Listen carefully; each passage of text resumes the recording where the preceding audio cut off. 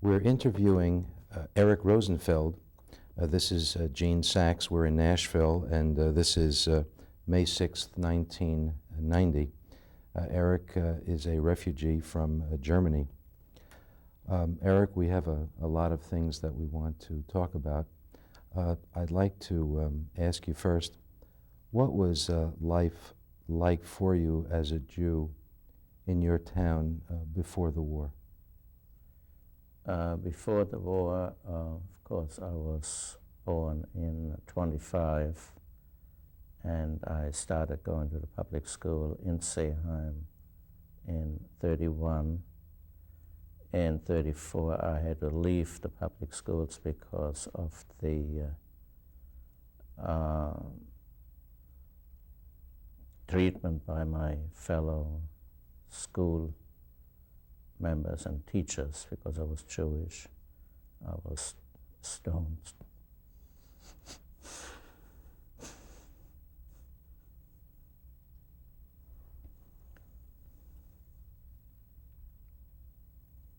In any case, I started going to school in Darmstadt, where there was a Jewish school, and I could go two ways, either by streetcar or by train, until Kristallnacht of November 9th, 1938. You were about 9 years old when you left school. This must have been a very, very difficult and trying thing for you, because you must have wondered, why is this happening? Your parents certainly understood to a degree what was going on, but can you recall as a child what it was like to you? Why were these things happening to you? Well, obviously it was very difficult. I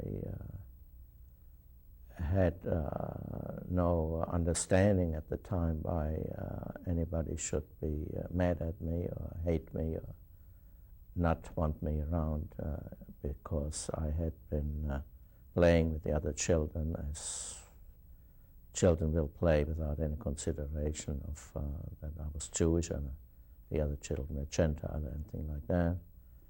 But it was difficult for me to understand. But on the other hand, my parents told me that I would get a much better education when I went to school in Darmstadt, because I was together with other Jewish children. I would get a Jewish education, which was planned in the future anyhow. But of course, circumstances made it imperative that I do that. Did you have, at this time, 1934, did you have close Gentile friends in the public school? A couple of two boys. Did you feel that they had turned against you? Well, they seemed to be try to keep neutral. They didn't make any overtures to be close to me. But on the other hand, they didn't not physically attack me, but not use words which I didn't care about. Did your parents try to explain to you why it was that they were treating you this way? Well, we all seemed to be aware of it with the papers and everything that was going on. There didn't seem to be any explanation necessary, really. We just discussed it. It was a fact of life. Had been for some time. It's just something that was getting worse, and obviously we thought it would pass like everybody else, and there was just a passing phase, which obviously it was not. Did you have brothers or sisters? Yes, I have one brother. Is he younger or older? He's older than I am. Older. Was he in the public school at the same time as you were? Well, he had gone to a Jewish school in Darmstadt before I went there. Although I know it's painful to remember, and I don't mean to bring it up to cause pain, but can you actually remember a specific incident of, you mentioned that you were stoned. They actually threw stones at you? Well, they stoned me not with the intent to hurt me, just to drive me away. Mm-hmm. What kind of education did you get following your leaving public school? You went to, I understand, a private school in another town? Well, in Darmstadt, which is a bigger city than we lived in, which is actually only less than 10 miles away. and there we got a full education, not only in Jewish education, but also studying English and other subjects. So this was not just a secular private school. Was it a Jewish school? It was a Jewish school, yes. I see. And you went to this school until when? Until 38, November 9th, 38. And of course, everybody's familiar with Kristallnacht. And that morning, we went to school as usual. We, I mean, other children from different towns who would meet on a train and go to school together. And we were walking from the station in Darmstadt to the school. And we met other children who were coming back and told them they had been beaten. The synagogue we could see the fire, the synagogue was in flames. And they told us not to take the train because it might be dangerous to go back by train. So I took the streetcar, and of course I was very upset. And then we went through another small town. We saw one of the Jewish businesses there burning. And I came home, and I was crying. And I'd gotten home, I know, about half an hour, then a truckload of men arrived from different town, and they came in with hammers and axes, destroyed our store. My father was sick at the time. He died a couple of months later, and he came out and he says, I fought for the Germans, I fought in the First World War, and that's that's the thanks I get. Just told him to go back to bed, and just made a mess of everything. And I just hid in the corner and cried. Can you remember what you were thinking at that time? Well, I don't think I was thinking at the time. I was just completely, it was so irrational. I couldn't understand it, and there was no cause for it because these people we didn't know any of them. There was nobody from our town. Of course, in a small town, you know most everybody. But these came from a town far away because, as far as we know, we didn't have any enemies in this town. It was all organized, of course, as it was nationwide at the time. Of course, we didn't know it. Now, this was a small town, and I understand that you have some information with you that gives a history of the Jews in this town that goes back to the 16th century. Well, if you might be able to share that with us. I have a book. It's actually Heimatsbuch Alsbach, which is a small town not too far away from where I used to live. And of course, all these towns had a joint cemetery. And I have a picture of the cemetery here, which is for about 8 different towns. And here's a picture of the cemetery, which dates back to the 16th and 17th century. That's when it was first acquired. Now, I understand that somewhere in this book you also have a little graph of the town that you live in, Sichheim, and where it actually shows the number of Jewish families that go back as far as the 1500s. I wonder if we might... Yeah, the first entry is where some Jews lived in this area in 1570. That's the top. If I might, these are the years here, starting in 1570, 16, 18, etc. And this is the town that Eric is from, in Sichheim. And of course, there aren't any recorded Jewish families until 1704, although there are cemetery stones that do go back before that time. And here we see the number of these are families or the number of people? Number of people. The number of people going back to 1704 as the time goes up. And then, of course, the highest point was 1900, and then down in 1939 to 3. Thank you.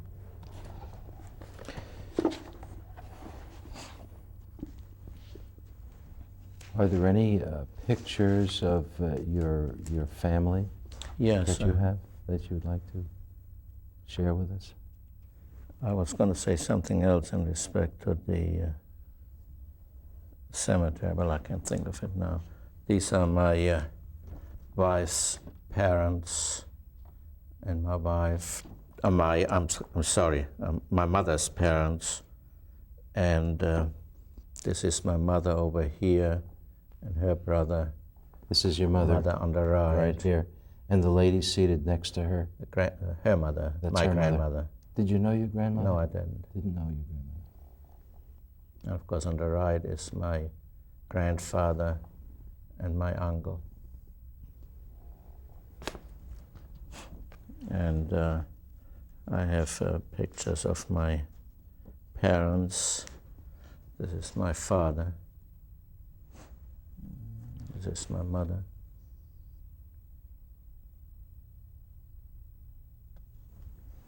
And this is my uncle.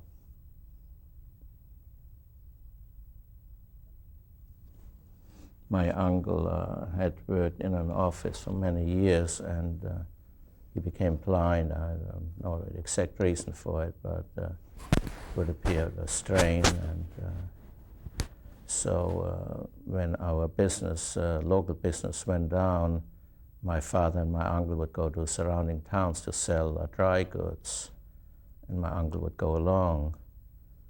And when he couldn't go out anymore, it was very difficult for him, and he tried to commit suicide a couple of times.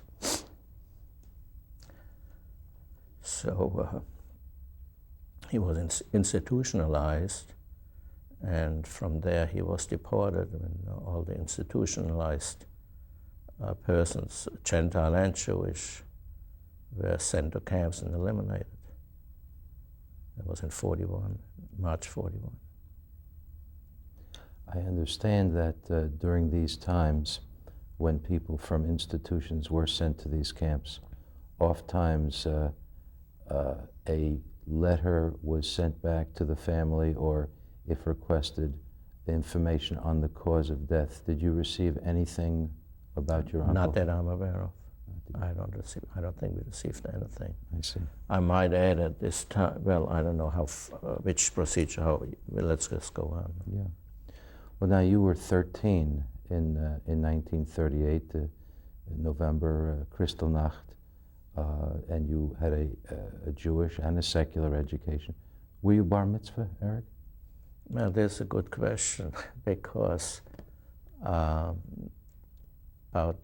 2 years ago, I celebrated my 50th anniversary of my bar mitzvah at West End Synagogue. And it was quite a moving experience for me, and I think for everybody else. And in preparation for my bar mitzvah, I tried to remember if I became bar mitzvah or not in 38. And I can't. I still can't. I think I did. Can't remember. It's almost as though... I know we would go to services in Alsbach, and a policeman would sit back in the synagogue. He was told to do that, to monitor the Jewish services. But I've been trying to remember. I thought as far as getting a hypnotist to find out if I actually became bar mitzvah or not. But as far as I remember, I can't. Does it seem as though a certain period of time in your life in 1938 was sort of blocked out, or blocked out totally from your memory? Well, I seem to have blocked out quite a bit. I don't want to remember what is too painful to remember. Yes. Yes. You remember any specific instances of how the Nazi rule in Germany first started to affect you, other than the fact that your father's store was destroyed and you had to move to another school? Well, it was all pervasive. Of course, after Kristallnacht, I couldn't go to school anymore, and then in spring of '89, I went to the Waisenhaus, to an orphanage in Frankfurt, where there were about 50 to 80 boys and girls who either were orphans or were in similar circumstances that I was in, and needed a place to stay in order to get an education because there was no schooling where I was, and it was hopeless to even stay there. So when I was in the Waisenhaus, we had a curfew. You couldn't go out after 8 o'clock in the evening. We always had to have our identification on us. Just keep in mind, we're kids, 13, 14 years old, and one time a policeman stopped me. I didn't have an identification for whatever reason, so he dragged me to the police station and questioned me. And he says, "Get out of here," and kicked me out of there, and I was glad to be kicked out. But these were some of the circumstances we had to live under. The Waisenhaus was strictly kosher, and of course there was no kosher meat available, so the only time we did have meat was on Jewish holidays. It was imported from Switzerland. Other times we didn't have any meat, but because we were all in the same boat, nobody seemed to be resentful, really. It was amazing how cohesive the Waisenhaus was, the orphanage. Everybody seemed to help each other. How did you perceive at the time, you're 13 years old, how did you perceive the non-Jewish population of the town in terms of their going along with, obviously, a repression of their Jewish neighbors? Well, what happened at our town, people would come in at night and visit with my family or bring something, but nobody would do it openly. Everybody was afraid. Everybody was afraid to say anything, do anything which might be reported to the authorities. Did they openly share with your parents these fears, as far as you know? I don't really know. Mm-hmm. And the thing, but you got to also remember, the press was so tightly controlled that it was hard to get any news at all. There was no other news. You didn't know what was going on. You were completely in the dark. The newspapers only reported what they were told to report. At this point in time, many Jews in Germany started to make plans to leave, especially following Kristallnacht. Do you remember any discussion with your family or in your family about any plans to leave? Yes, we wanted to leave. We had relatives in the United States to whom we wrote, asking for affidavits in order to guarantee that we would be able to subsist once we get here. And that's how my brother left. He left in '38 through a cousin of ours who got somebody to write an affidavit for him, and he left in '38. I was supposed to go to Palestine at the time in '39, but my mother said I should not go. I should go to United States where my brother is. Otherwise I would have been in Palestine back in 1939. So what did finally happen with me? With you? Well, at the time, the American government had a quota, as you probably are aware, and we had to apply for numbers at a consulate in Stuttgart.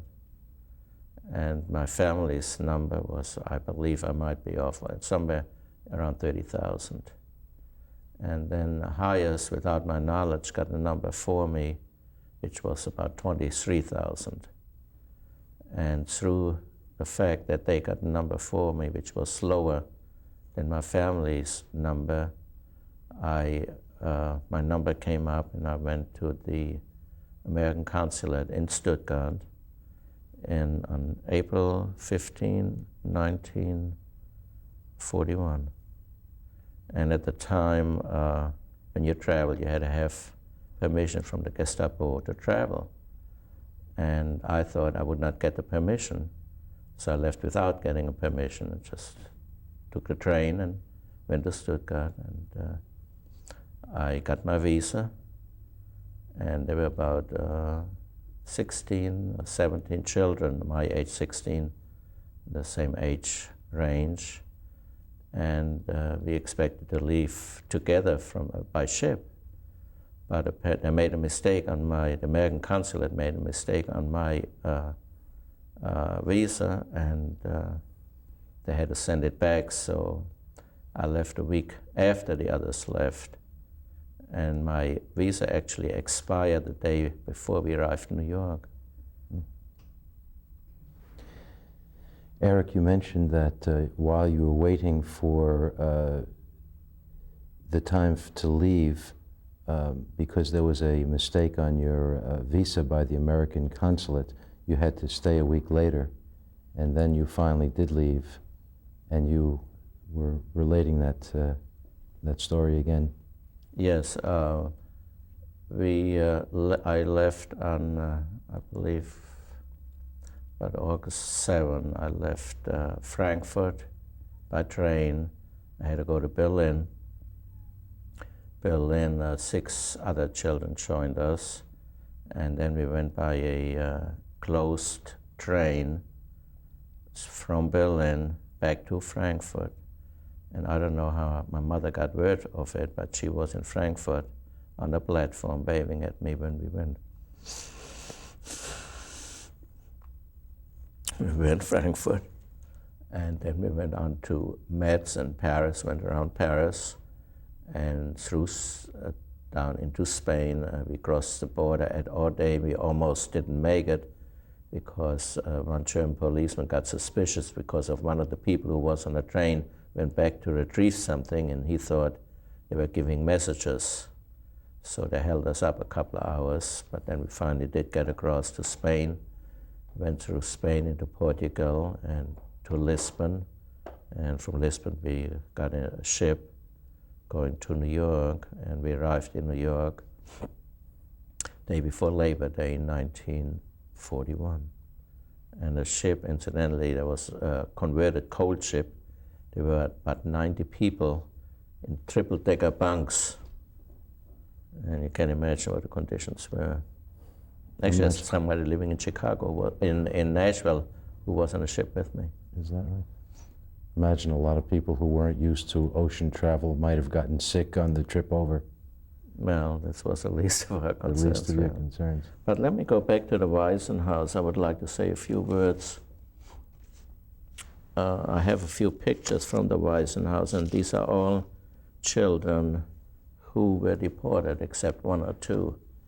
This was during Hanukkah 1939.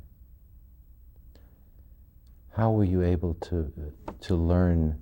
And here's another picture of children who were in the Waisenhaus. How were you able to learn that all but 2 of them were deported? Through different people.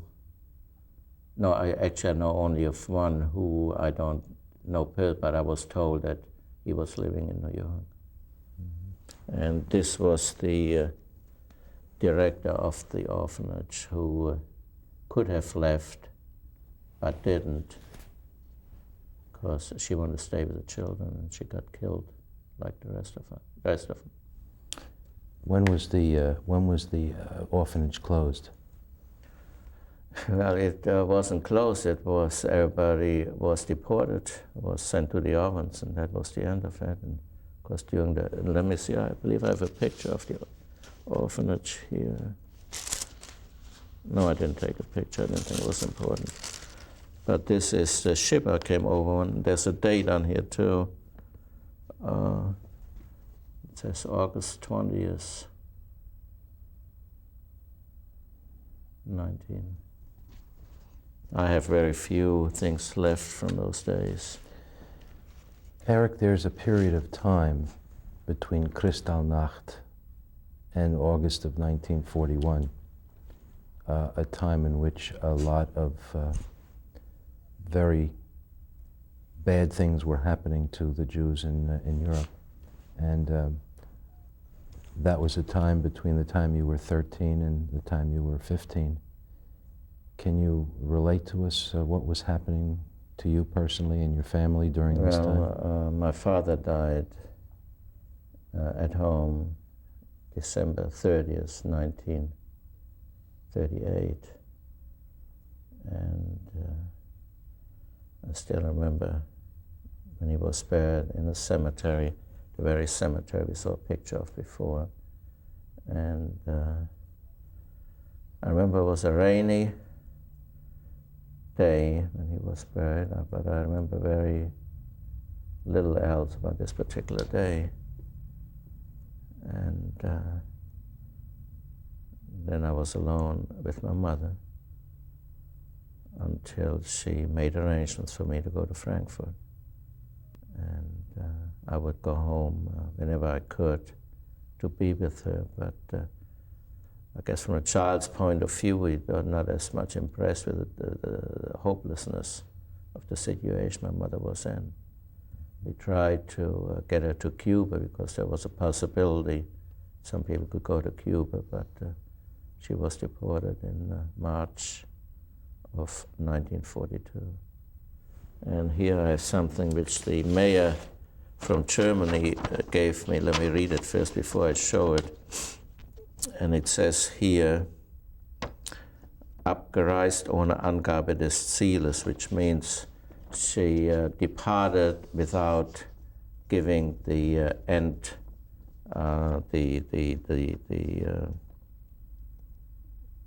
the place where she was going to. That's all they could say. They would not admit that she was killed in the ovens. So this is something that was given to you sent to you, or? No, I was in Seeheim in 1980. I see. And I asked for a list of the people who had lived, and of course the Germans are known for keeping very accurate records. And this, of course, is not only my parents, the total how Jewish population of Seeheim, everything is written down, where they went, and the ones who were deported were only a couple people left, besides my mother, a uncle of hers, who also was sent to the ovens with the same notation, left without giving the destination. And I also might show that this was one of the last letters we received in New York. If you look on top, it shows the 26th of September 1941, because you won't be able to read it. It's very small handwriting. So this was shortly after you arrived in New York. Yes. And what was it that your mother wrote?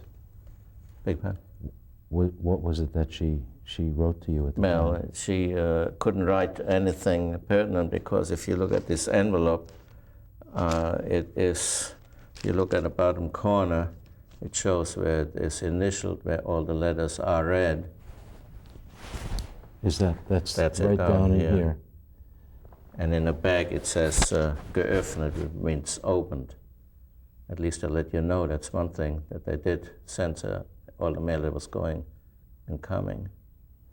Now this is 1941. Do you remember how early before this it was that they started censoring mail?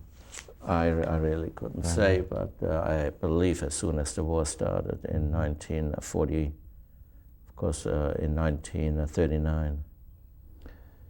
Because the war started with Russia on June 22nd, 1941, and then while I was in Frankfurt, before I left, the British started bombing. And I remember British bombers coming over and hitting the East Railroad station, which was not far away from us. And we would stay and watch from the windows. After that, we had to go down because the shrapnel from the anti-aircraft gun, we had to go into the aircraft, in the air raid shelters. And we always cheered them on, hit them. You showed me something interesting earlier. This was a copy of your birth certificate, and I understand that on the birth certificate they were modified afterwards. They added the name Israel to all male Jews. Yes. To indicate that you were a Jew, because there was nothing on the birth certificate to indicate that you were a Jew. I wonder if we could see that. Oh, okay.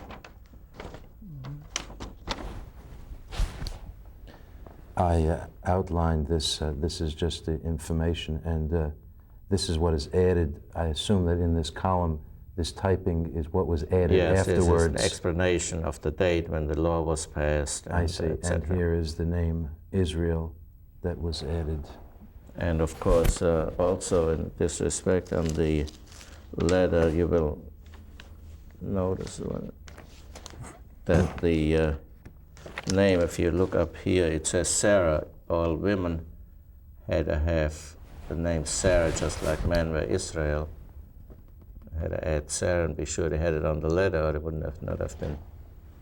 I don't know if it would have, but knowing how things were going, it probably would not have been accepted.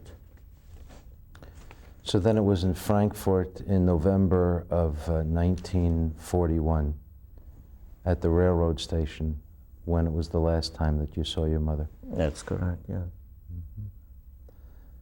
And of course, at that time, you had no idea that this would be the last time you would see her, I'm sure. Well, considering all the circumstance, of course, you don't think about things like that. But everybody grabbed at straws trying to get out. Other than your uncle, were there any other close family members of yours left in Europe? Oh, you mean when I left? Yes. No, of course, my mother was still, my uncle already had been killed in 1941 before I left.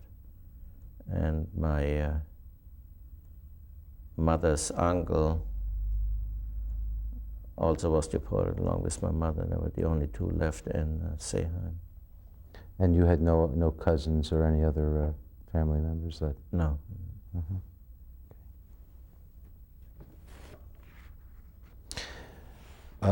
I understand from what you said that you had considered Jerusalem as a place to immigrate to at the time. Is that because it was one of the easiest places to get to? How did it that? was the only place at the time. There was at the time you call it Hachshara, and 38 children were supposed to go to Palestine at the time. And I was all set to go till my mother said, you should go to America where your brother is. And you didn't give her much objection, you were Well, at happy. the time, I would do whatever. In this respect, I wasn't indoctrinated in any which way or felt very strongly either way. The important thing was to get out any which way. And I would have gone to Palestine at the time because to me it was just a matter of everybody else to get out. How did you feel about leaving your family as best as you can recall? Well, it was difficult to leave. Well, let me put it this way. I had, in a sense, left already since I was in Frankfurt. My mother was in Seeheim. So I wasn't, the relationship, of course, is always, obviously. But I was in Darmstadt, in Frankfurt already, and I would go home periodically. And I didn't sense, now I can realize how she must have felt at the time. But at the time, I wanted her to get out any which way. But we thought we would succeed, but of course events overtook us.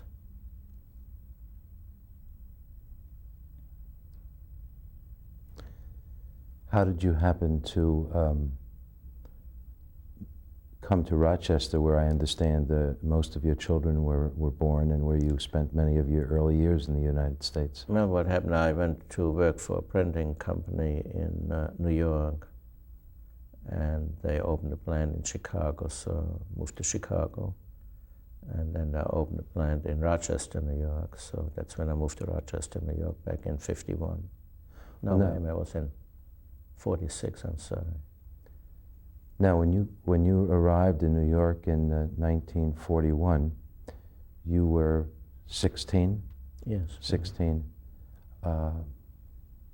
Was there some kind of agency to help you? Or what happened to you when you first arrived? Well, my brother lived there with a cousin of ours, and we were kept about a week in a Jewish home where they thought we were starved, and I didn't look like I was starved. But anyhow, they gave us nourishing meals, trying to make sure we are healthy. And then I went to live with a cousin, and I had to go right to work.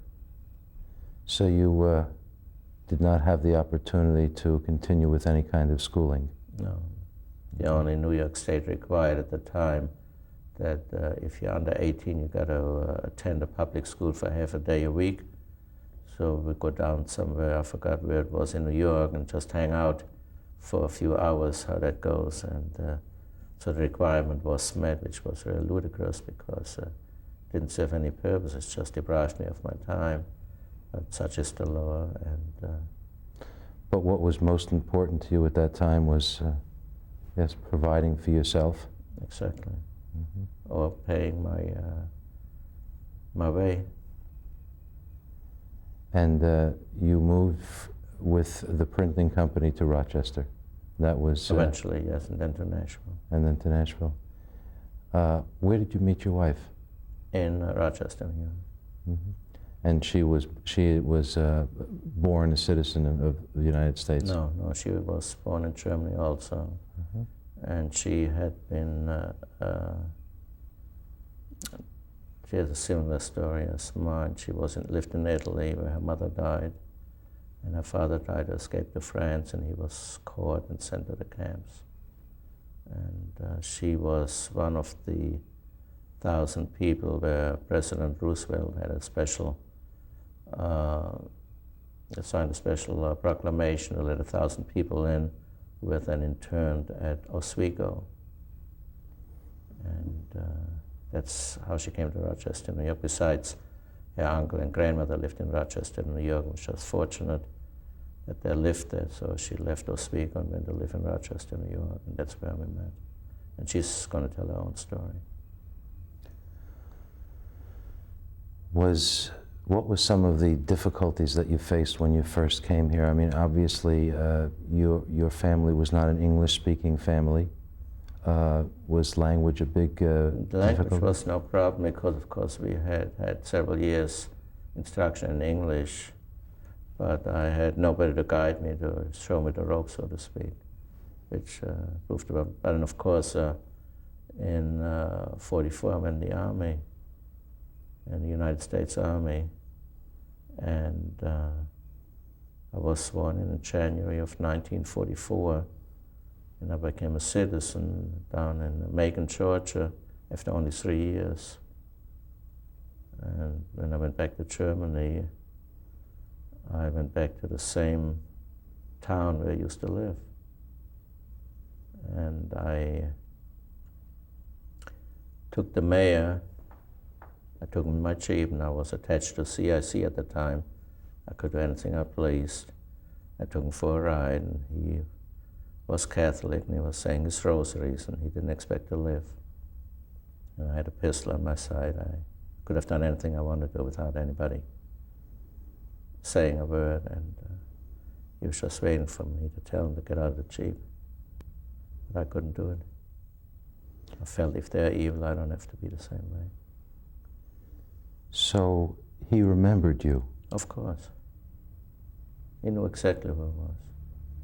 And he assumed I interrogated him about my mother when she left and how, etc., etc.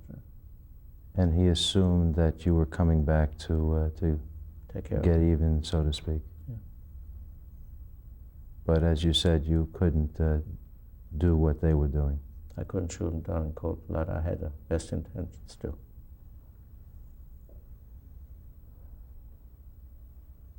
And I arrested some of the kids who went to school with me because I had them all assembled in the town square. And I sent them back to POW camp because I didn't have their papers. This must have given you some degree of satisfaction, but Not certainly... really, I don't think so. No? I was just numb. Did you request to...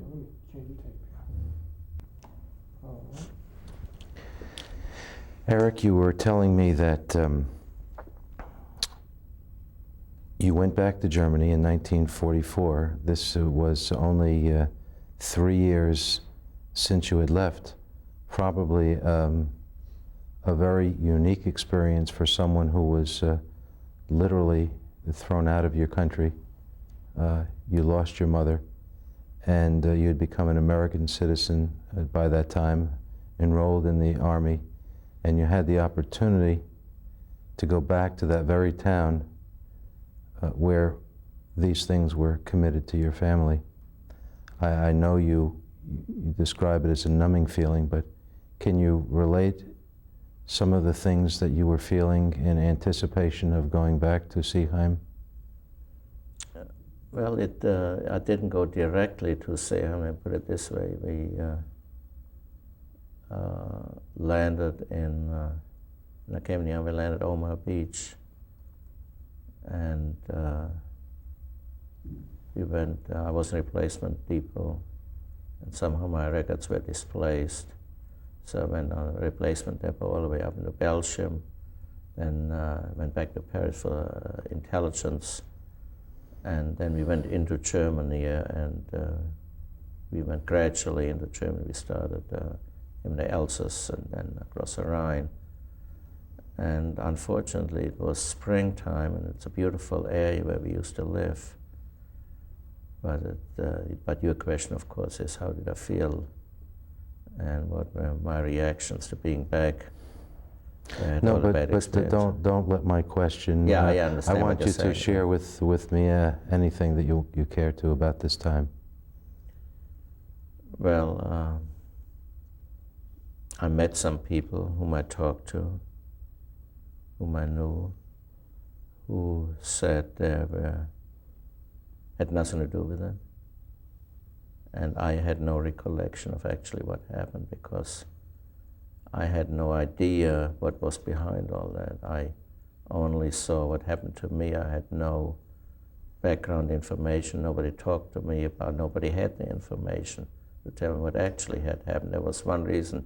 If I would have known the mayor had done something specific, I wouldn't have hesitated. But as far as I know, he was just, of course they all said they were following orders, but nevertheless I didn't feel justified based on what I knew.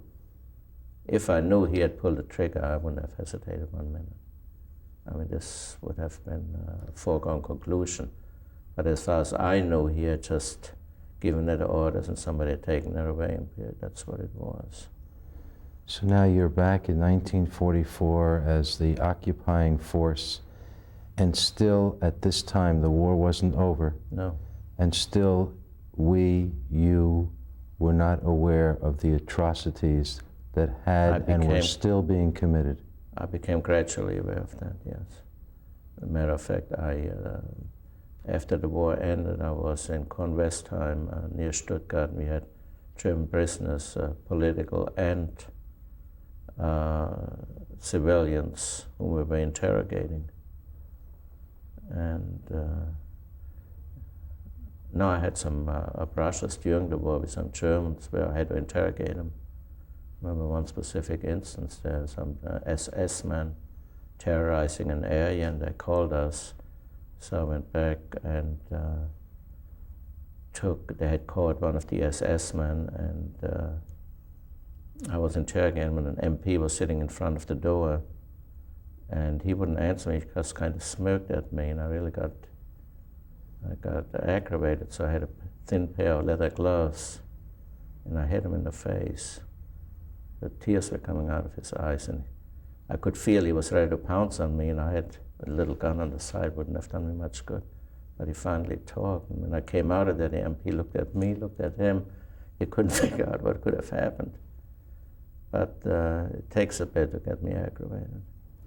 Did he admit any atrocities to Well, you? he didn't admit any atrocities. He said there's some other people where they were. That's what I asked him. Atrocities, I interrogated quite a few people. None of them would admit any atrocities. They said they were unschuldig, they're blameless, they were following orders. A couple of them were in tears when I asked them, when I talked to them. And I knew their background, I could see the files, but they wouldn't admit anything. But this was all a preliminary interrogation. Did you have any opportunity to visit any of the camps? I did, but I didn't go.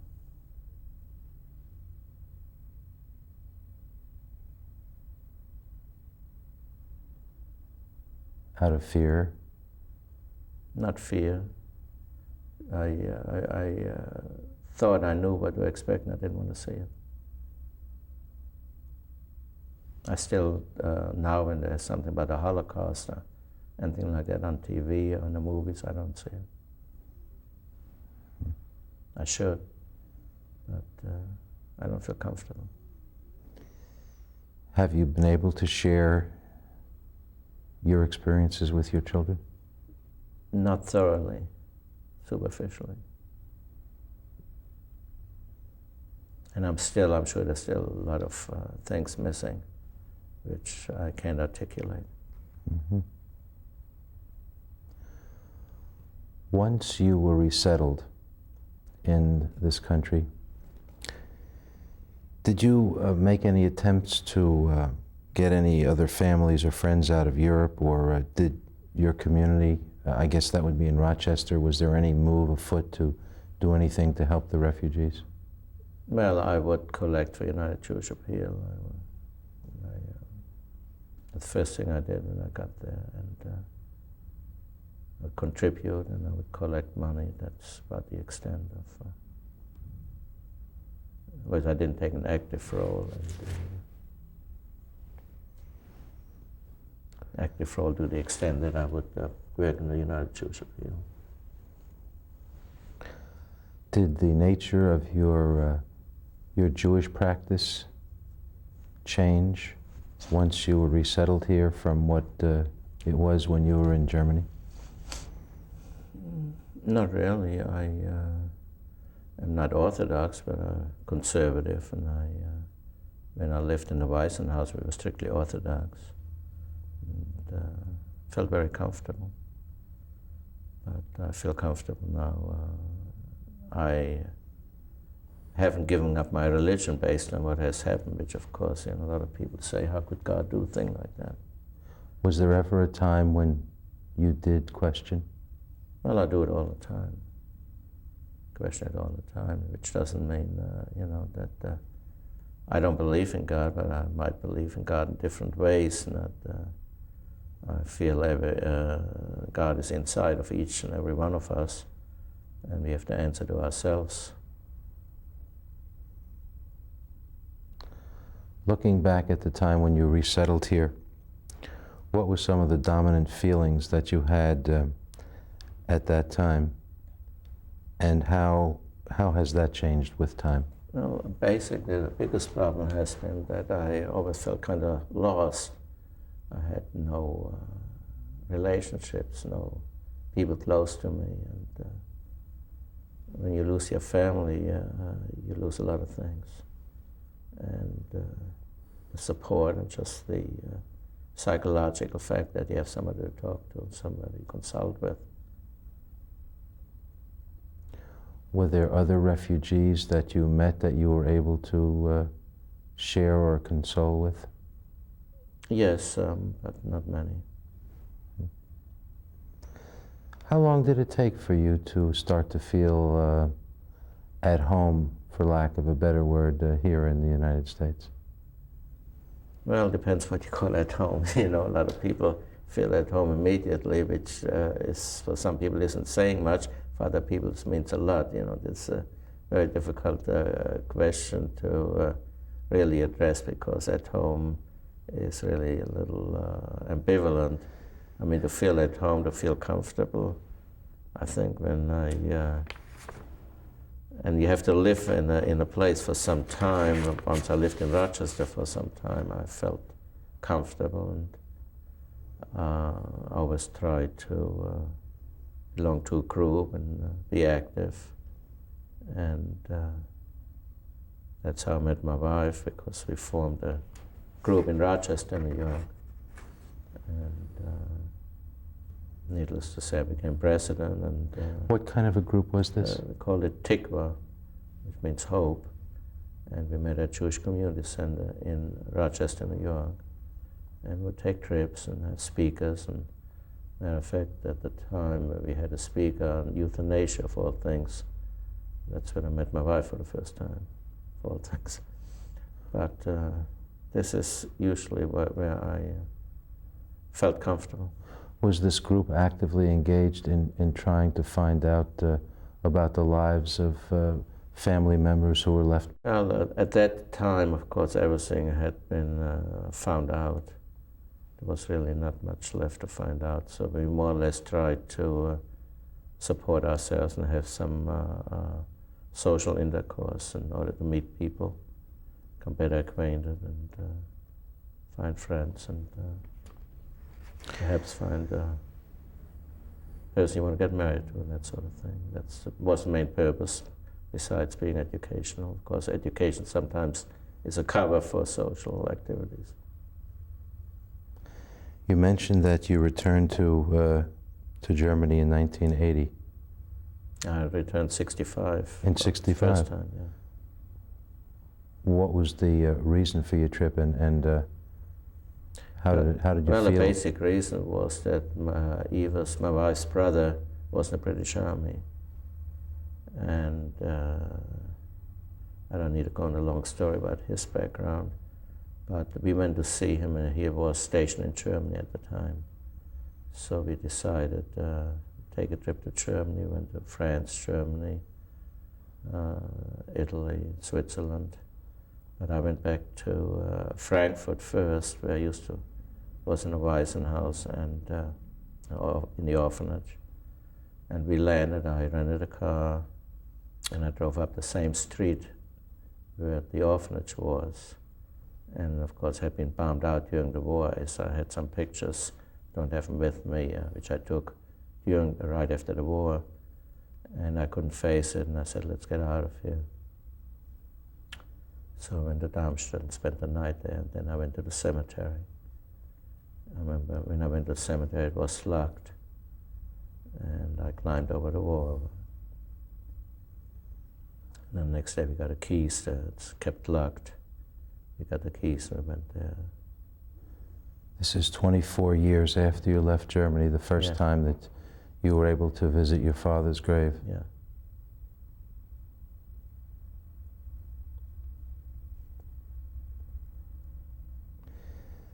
And I felt very uncomfortable in Germany. And again in 80 when I went, I still felt uncomfortable. Did you have the opportunity to confront any of the non-Jews in the town that you had known on either of these trips? Well, let me tell you a story. My son got married about almost 2 years ago, and he went on his honeymoon to Europe, to Germany. So I wrote that he was coming with somebody to show him where the cemetery is, because he wouldn't know. And then somebody came forward and told him that he would show him, and matter of fact, when he went over, he stayed with those people for a couple of days. And he is one of the main forces behind, of course, you've read in the different papers when the new synagogues are being built. One was built in Darmstadt, and he was one of the main driving forces behind building the synagogue and having a Jewish exhibit in Seeheim itself to educate the young. And I corresponded with him a couple of times, even asked him to come see me in Nashville. But when I got another letter back from him and somebody else in the town, I've been able to answer it. This is a Jew. Still, no, German. A German. Still sitting on my desk, there's 2 letters I can't answer. As a matter of fact, during the war I met some Germans who I got very fond of. I was very close to during the war. Did you know this man during... No, I didn't know before. Did he know your family? Yes.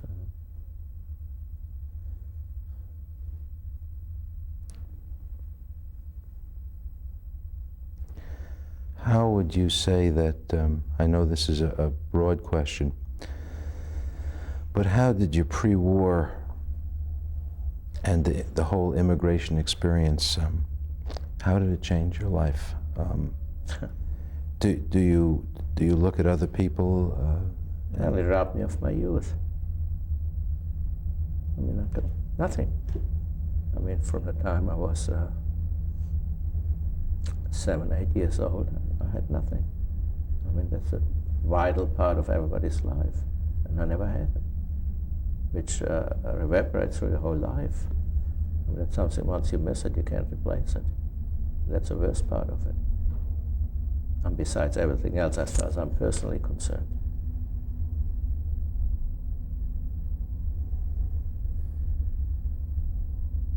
And this, of course, you know, relationships, I mean, all this social intercourse that's formed during those years.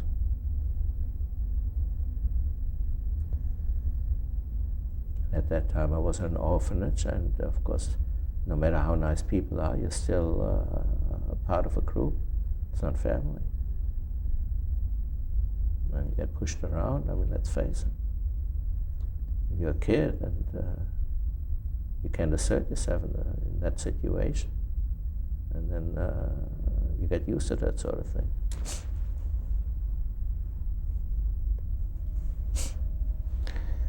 Are there any ways that you have been able to see how your children have been affected by your experience?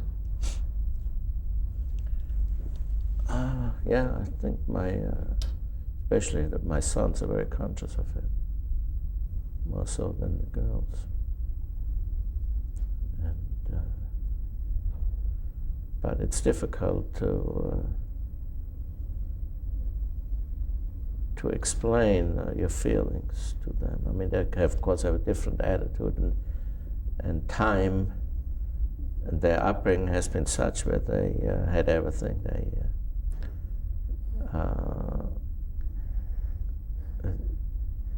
They are very conscious of it, but on the other hand, I mean, you can't expect them to understand it fully. Do you say that based on what you think, or based on the fact that you've tried to share with them your feelings and experiences? Well, it's...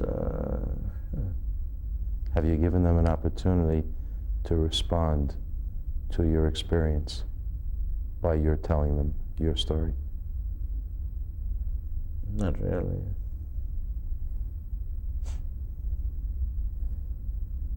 Well, some of them have in the back of my mind, you don't want to burden them with it, but it's really not true. It's still a matter of not wanting to let it out of you.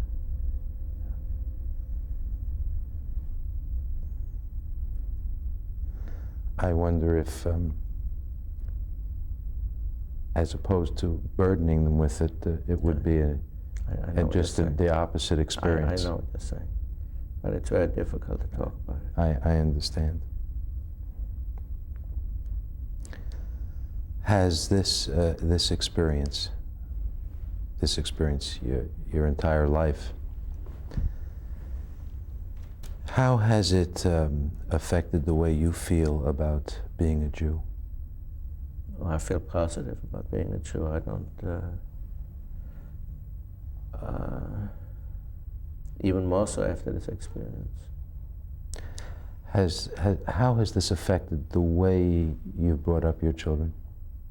Well, brought up very, I mean, I never forced them. I tried to set an example rather than tell them what to do. And they all have married, they all have their own mortgages now, and they might not be all members of synagogues, but I know eventually they all will be. So I feel very fortunate.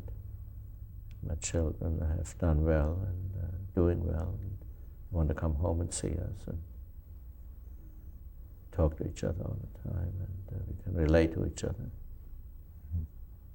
So I feel very fortunate this way. I hope I've given you an opportunity to share your story. Now that you've shared your story, what would you like others to know? What that you haven't been able to say you would like to share? Well, very basic concepts that you be kind to each other. Of course, that sounds kind of trite, but unfortunately too many people have their own motives in approaching different situations and forget that there's a person involved on the other end who's got their own feelings, their own motivations. And I'm not one for giving good advice, but because each one has to face himself every night, every day. Is there a message that you would want others to remember about yours and other similar experiences? Well, it's universal in that love thy neighbor as thyself. That's basically what it boils down to. Of course, unfortunately, that doesn't hold true in this world, but hopefully it'll change gradually, if at all. However, we have to make the best of what we've got and be kind to each other, respect each other. Eric, thank you very much. Thank you, Gene.